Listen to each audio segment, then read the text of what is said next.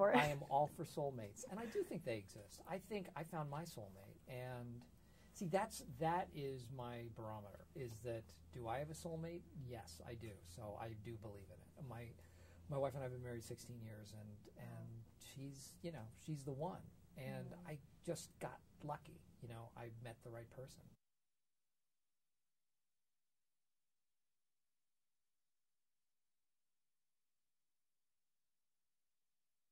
It is easy to be cynical about love, and that's what I liked about this script right off the bat, is that it's not cynical about love. I think it's very, very honest and very true and very human.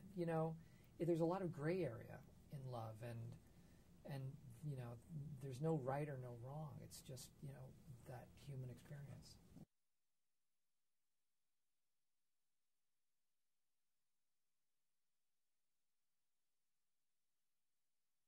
I think he's an interesting character because he's a guy who has had his head in the sand for a while and has become complacent and sort of just hasn't been trying and has kind of let himself go and let himself drift. And I guess I describe him as someone who is existing as opposed to living life. So that was intriguing to me, and he needs the rug pulled out from under him to figure out some changes he needs to make.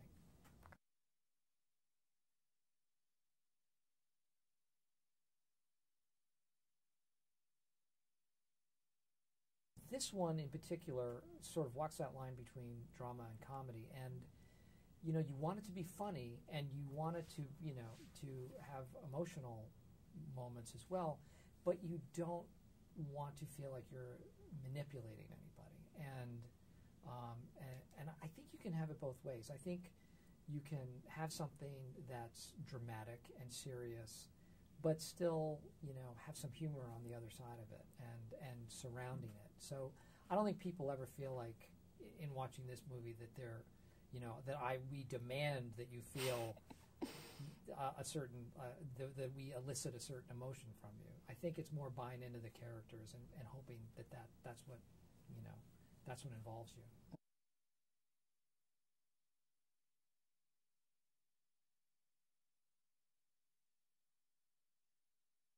Sometimes you can look like you're having fun and it's just a bunch of really good actors not having fun. Right.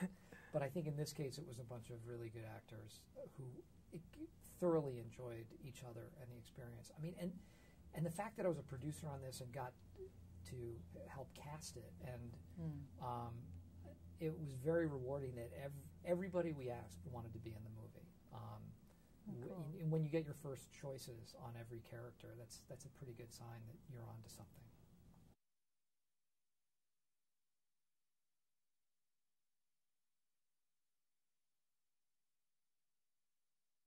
He's such a ladies' man, and his clothing is very cutting edge, and his character sort of ushers me through this makeover, and I go from baggy pleated khakis to very form-fitting suits and very nicely tailored clothes.